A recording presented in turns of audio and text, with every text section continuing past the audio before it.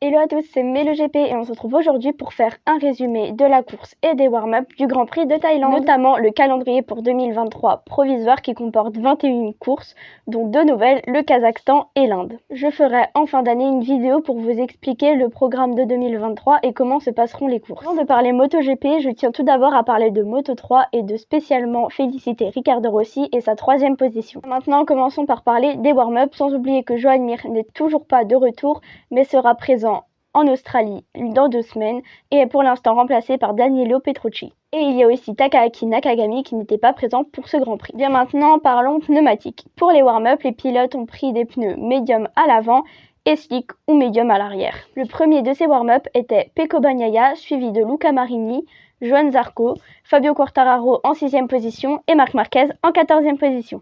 Bien maintenant, passons à la course qui a eu plus d'1 heure de retard suite à la pluie. D'ailleurs, les Moto2 ont également dû arrêter leur course avec la sortie du drapeau rouge et n'ont donc jamais fini leur course.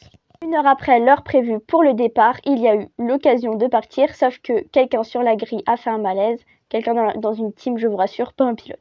C'était une course particulière pour nos pilotes car ils ont dû utiliser des pneus pluie, alors que tout le reste du week-end, ils n'ont pas eu besoin d'utiliser une seule fois ces pneus-là. Et après toutes ces péripéties, la course a enfin pu démarrer. C'était une course formidable pour Ducati, j'ai envie de dire un peu comme à chaque week-end, mais une course catastrophique pour notre Français champion du monde, Fabio Quartararo, qui a terminé 17e et donc hors des points. Le 5e est Marc Marquez, le 4e Johann Zarco, le 3e Pecco Bagnaia qui n'est plus qu'à 2 points de Fabio Quartararo, le second est Jack Miller et le premier est Miguel Oliveira qui fait sa 2e victoire de la saison.